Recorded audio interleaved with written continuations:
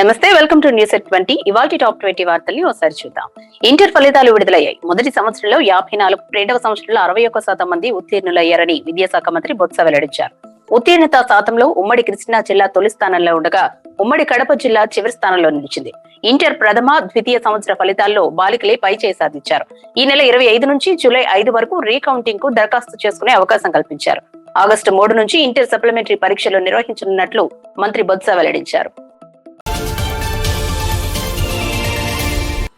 ఉపాధ్యాయ నియామకాలకు సంబంధించి ఇప్పటికే టెట్ పరీక్ష నిర్వహించామని, అవసరమైతే డిఎస్సి నిర్వహిస్తామని విద్యాశాఖ మంత్రి బొత్స సత్యనారాయణ వెల్లడించారు. బుధవారం మీడియాతో మాట్లాడుతూ ఉపాధ్యాయుల క్రమబద్ధీకరణకు సంబంధించి ప్రభుత్వం తీసుకున్న విధాన నిర్ణయాల్లో వెనక్కి తగ్గమని స్పష్టం చేశారు. 884 హై స్కూల్స్ ను జూనియర్ కాలేజీలుగా అప్గ్రేడ్ చేస్తున్నామన్నారు. వాటిల్లో ఈ ఏడాది ఫస్ట్ ఇయర్ తరగతులు ప్రారంభిస్తామని చెప్పారు. రాష్ట్రంలో ఉన్న 679 మండలాల్లో ప్రతి మండలంలో 2 జూనియర్ కాలేజీలు ఉండేలా చర్యలు తీసుకుంటున్నామన్నారు. బాలికల కోసం ప్రత్యేక జూనియర్ కాలేజ్ ఉండాలనేది ప్రభుత్వ నిర్ణయమని మంత్రి బొత్స సత్యనారాయణ పేర్కొన్నారు.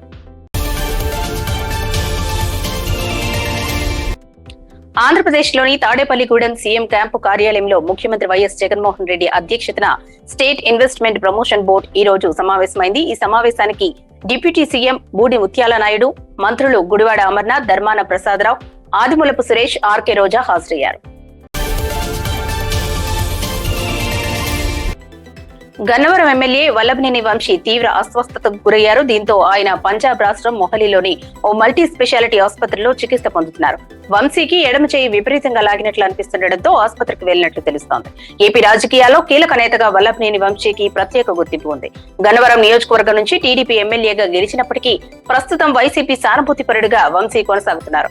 ఆయన ప్రతిష్టాత్మక Indian School of Business Hyderabad లో గత ఏడాది సీట్ సాధించి advanced management programme in public policy course చేస్తున్నారు. ఈ క్రమంలో సోమవారం నుంచి పంజాబ్ రాష్ట్రం మొహాలీ క్యాంపస్ లో ఆఫ్లైన్ తరగతులకు వెళుతున్నారు. రుతుపవనాల ప్రభావంతో పలు జిల్లాల్లో విస్తారంగా వర్షాలు కురుస్తున్నాయి. పలు చోట్ల భారీ వర్షాల కారణంగా రహదారులపై చెట్లు నేల కొరగడంతో ప్రయాణికులు ఇబ్బందులు పడ్డారు. రహదారులపై నీరు నిలిచిపోవడంతో ప్రయాణికులు ప్రమాదకరంగా మారాయని ప్రయాణికులు వాపోతున్నారు. అల్లూరు సీతారామరాజు జిల్లా కొయ్యూరు మండలం చింతాలమ్మ ఘాట్ రోడ్ లో తెల్లవారుజామున కురిసిన భారీ వర్షాలకు చెట్లు కూరడంతో ప్రయాణికులు ఇబ్బంది పడ్డారు. ప్రధానంగా అనకాపల్లి జిల్లా నర్సీపట్నం ఆర్టీసీ డిపో నుంచి అడ్డతీగల, రాజవొమ్మంగి, మారేడుమిల్లి తదితర ప్రాంతాల మీదుగా ఏలేశ్వరం, రాజమహేంద్రవరం వెళ్లాల్సిన బస్సులు, ఇతర వాహనాలు నిలిచిపోయాయి. దీంతో ప్రయాణికులు ఇబ్బందులు పడ్డారు. కోనసీమ జిల్లాలో ఉరుములు, మెరుపులతో కూడిన వర్షం కురుస్తోంది. రోడ్లపై ఉన్న గుంతల్లో నీరు నిలిచిపోవడంతో రహదారులు ప్రమాదకరంగా మారాయని ప్రయాణికులు వాపోతున్నారు. బీజేపీ రాష్ట్ర అధ్యక్షుడు బండి సంజయ్ మంగళవారం రాత్రి ఢిల్లీకి బయలుదేరి వెళ్లారు. వచ్చే నెల 2, 3 తేదీల్లో హైదరాబాద్ లో పార్టీ జాతీయ కార్యవర్గ సమావేశాలు జరగనున్న సంగతి తెలిసిందే. ఈ నేపథ్యంలో దానిపై చర్చించేందుకు బుధవారం అందుబాటులో ఉండాలంటూ భారత జనతా పార్టీ అధిష్టానం ఇచ్చిన సమాచారం మేరకు ఆయన ఢిల్లీ వెళ్లినట్లు తెలుస్తోంది. కార్యవర్గ సమావేశాల స్టీరింగ్ కమిటీలో ఉన్న రాష్ట్రానికి చెందిన సీనియర్ నేతలు కూడా ఆయన వెంట వెళ్లారు. వారంతా పార్టీ సంస్థాగత వ్యవహారాల జాతీయ ప్రధాన కార్యదర్శి బిఎల్ సంతోష్ సహా ముఖ్య నేతలను కలిసే అవకాశం ఉంది. రాష్ట్రపతి ఎన్నికల విషయంలో తెలంగాణ ముఖ్యమంత్రి కె చంద్రశేఖరరావు కీలక నిర్ణయం తీసుకున్నారు. ప్రతిపక్షాల ఉమ్మడి అభ్యర్థిగా ప్రకటించిన మాజీ మంత్రి యశ్వంత్ సిన్హాకు టీఆర్ఎస్ పార్టీ మద్దతు ఇవ్వనుంది. నేషనలిస్ట్ కాంగ్రెస్ పార్టీ అధినేత శరద్ పవార్ జోక్యంతో సీఎం కేసీఆర్ ఈ మేరకు నిర్ణయం తీసుకున్నారు. అనేక చర్చల తర్వాత శరద్ పవార్ ఏర్పాటు చేసిన సమావేశంలో విపక్ష నేతలు యశ్వంత్ సిన్హాను పోటీకి దింపేందుకు ఏకగ్రీవంగా అంగీకరించారు. వారంతా బెంగాల్ ముఖ్యమంత్రి మమతా బెనర్జీ ఢిల్లీలో ఈ నెల 15న సమావేశమయ్యారు. కానీ పోటీకి మొదట ఎంపిక చేసిన అభ్యర్థులు నిరాకరించడంతో ఏకాభిప్రాయం కుదరలేదు. ముఖ్యంగా ఎన్సీపీ అధినేత శరద్ పవార్ నే పోటీ పడాలని మమతా బెనర్జీ ఒత్తిడి తెచ్చినా ఆయన ఒప్పుకోలేదు. తర్వాత జమ్మూ కాశ్మీర్ మాజీ సీఎం ఫరూక్ అబ్దుల్లా కూడా పోటీకి నిరాకరించారు.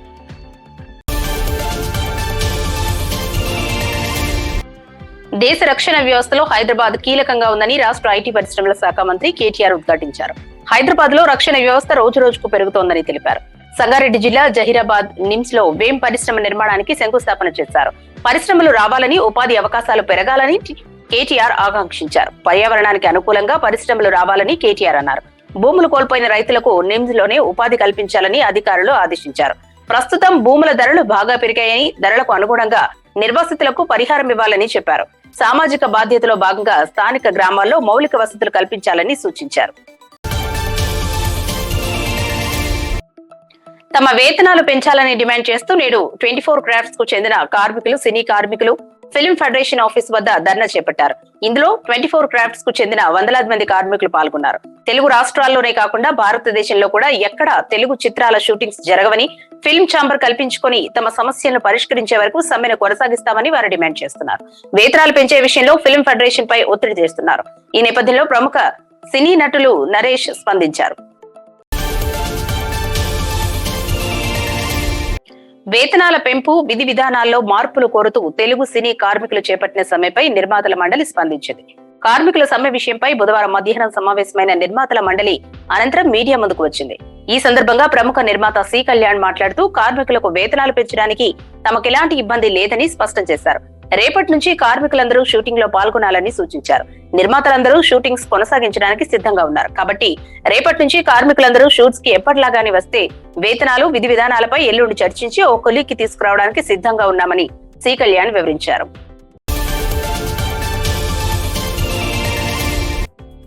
మహారాష్ట్రలో అధికార మహావికాస్ అఘాడీ కూటమికి కాలం చెల్లినట్లే కనిపిస్తోంది. ప్రస్తుత సంక్షోభ పరిస్థితుల్లో ఉద్ధవ్ ఠాక్రే సీఎం పదవికి రాజీనామా చేయడం ఖాయమేనని తెలుస్తోంది.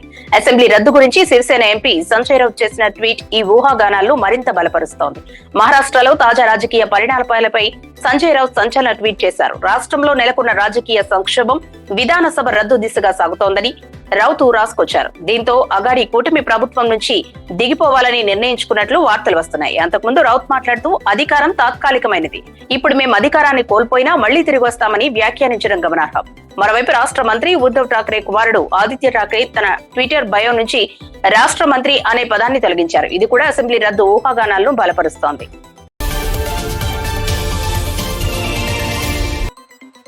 మహారాష్ట్రలో సంక్షోభం నేపథ్యంలో తిరుగుబాటు మంత్రి ఏక్నాథ్ సింధే కీలక వ్యాఖ్యలు చేశారు. తనతో 46 మంది ఎమ్మెల్యేలు ఉన్నట్లు ఏఎన్ఐకి వెల్లడించారు. ఇందులో 6 నుంచి 7 మంది స్వతంత్ర అభ్యర్థులు ఉన్నారని స్పష్టం చేశారు. ఈ సంఖ్య మరింత పెరుగుతుందని పేర్కొన్నారు. ఇప్పటి వరకు భారత జనతా పార్టీ నుంచి ఎలాంటి ప్రతిపాదన రాలేదని, తాము కూడా వారిని సంప్రదించలేదని పేర్కొన్నారు. ఇప్పటి వరకైతే మేం శివ సైనికులమే, మేం సీఎం లేదా శివసేనతో ఎలాంటి చర్చలు జరపలేదు, భవిష్యత్తు కార్యాచరణపైన ఎలాంటి నిర్ణయానికి రాలేదని ఏక్నాథ్ సింధే అన్నారు. ప్రధాని నరేంద్ర మోదీ 2 రోజుల పాటు జర్మనీ, యుఏఈలో పర్యటించనున్నారు. జర్మనీ ఛాన్సలర్ ఒలాఫ్ స్కోల్డ్ ఆహ్వానం మేరకు ప్రధాని G7 సదస్సుకు హాజరు కానున్నారు.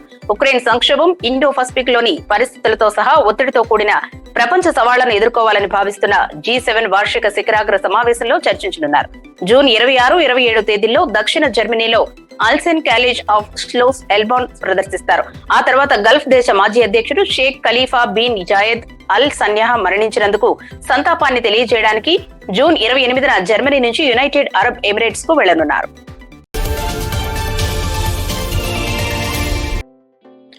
దేశంలో కరోనా కేసులు మళ్లీ పెరిగాయి. సోమవారం 10,000 దిగువకు చేరుకున్న రోజువారీ కేసులు మళ్లీ పెరిగాయి. మంగళవారం కొత్తగా 12,249 మంది వైరస్ బారిన పడగా మరో 13 మంది ప్రాణాలు కోల్పోయారు. కరోనా బారి నుంచి 9,862 మంది కోలుకున్నారు.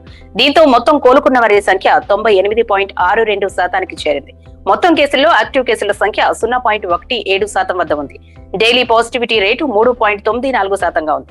భారత్ లో మంగళవారం 12,28,291 మందికి టీకాలు అందించగా ఇప్పటి వరకు పంపిణీ చేసిన వ్యాక్సిన్ డోసుల సంఖ్య 196,45,99,906 కోట్లకు చేరింది. మరో 3,10,623 మందికి కరోనా టెస్టులు నిర్వహించారు.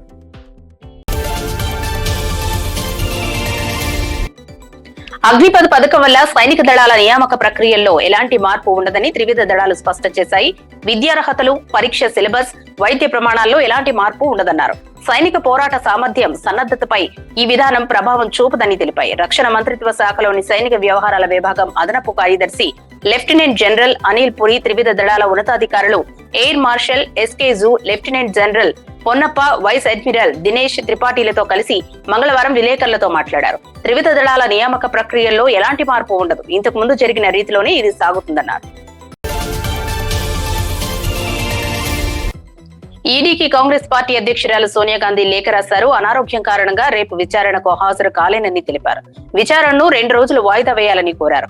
నేషనల్ హెరాల్డ్ కేసులో ఈ నెల 23న విచారణకు హాజరు కావాలని సోనియా గాంధీకి ఈడీ సమన్లు జారీ చేసిన విషయం తెలిసిందే. ఆఫ్ఘనిస్తాన్ లో భారీ భూకంపం సంభవించింది. తూర్పు ఆఫ్ఘనిస్తాన్ లోని పక్టికా ప్రావిన్స్ సమీపంలో జరిగిన ఈ ఘటనలో 255 మందికి పైగా ప్రాణాలు కోల్పోయినట్లు స్థానిక మీడియా సంస్థ బాగ్తేర్ వెల్లడించింది. రిక్టర్ స్కేల్ పై భూకంప తీవ్రత 6గా నమోదైనట్లు పేర్కొంది. ఘటనా స్థలంలో సహాయక చర్యలు ముమ్మరం చేశారు అధికారులు. హెలికాప్టర్ లో ఎన్డీఆర్ఎఫ్ సిబ్బంది ఘటనా స్థలానికి చేరుకున్నారని తెలిపారు. సుమారు 90 ఏళ్లకు పైగా ధ్వంసమయ్యాయని, చాలా మంది ప్రజలు శిథిలాల కింద చిక్కుకున్నారని పేర్కొన్నారు. ఆఫ్ఘన్ లోని కోస్ట్ నగరానికి 44 కిలోమీటర్ల దూరంలో 51 కిలోమీటర్ల లోతులో భూకంప కేంద్రం ఉన్నట్లు అధికారులు తెలిపారు. దేశీయ స్టాక్ మార్కెట్లు నేడు భారీ నష్టాలతో ప్రారంభమయ్యాయి. సెన్సెక్స్ 345 పాయింట్ల నష్టంతో 52,186 వద్ద కొనసాగుతోంది. నిఫ్టీ 93 పాయింట్లు నష్టపోయి 15,545 వద్ద ట్రేడ్ అవుతోంది. Power grid, doctor Reddy's lab, Bajaj finance, Asian paints కంపెనీల షేర్లు లాభాల్లో కొనసాగుతున్నాయి. Wipro, Titan, Maruti, Axis bank, ITC, HDFC bank company షేర్లు నష్టాల్లో కొనసాగుతున్నాయి. గతేడాది బోర్డర్ గవాస్కర్ టోర్నీలో భారత్ ఆసీస్ మధ్య 3వ టెస్ట్ లో భారత పేసర్ మహ్మద్ సిరాజ్ పై ఆసీస్ అభిమానుల జాత్యహంకార వ్యాఖ్యలు అప్పట్లో కలకలం రేపాయి. ఈ ఘటనపై ఆసీస్ కెప్టెన్ టీమ్ ఫైన్ తాజాగా స్పందించాడు. ఆసీస్ అభిమానుల వ్యాఖ్యల తర్వాత సిరాజ్ అంపైర్ దగ్గరకు వెళ్తుంటే అతడి కళ్లల్లో నీళ్లు తిరుగుతున్నాయి. తండ్రి చనిపోయిన బాధలో ఉన్న సిరాజ్ పై ఆసీస్ అభిమానుల తీరు మాకు బాధ కలిగించింది అని ఫైన్ అన్నారు. వరుస సినిమాలతో జోరు మీదున్న మాస్ రాజా రెమ్యూనరేషన్ విషయంలో అసలు తగ్గేదే లేదంటున్నాడు. ఎందుకంటే రవితేజ సినిమాలో హిందీలో డబ్బింగ్ అయ్యి అక్కడ బాగా ఆడతాయి, మంచి రేటింగ్స్ వస్తాయి. అంతేకాక ఈ మధ్య పెరిగిన హిందీ మార్కెట్ ధరలు ఓటీటీకి సినిమాని అమ్ముకునే అవకాశాలు ఉండడంతో రవితేజ డిమాండ్స్ కి ఒప్పుకుంటున్నారు నిర్మాతలు. ఇప్పుడు ఆయన పారితోషికం దాదాపు 20 కోట్లని టాక్. ఇది వాటి న్యూస్ 20. Thanks for watching.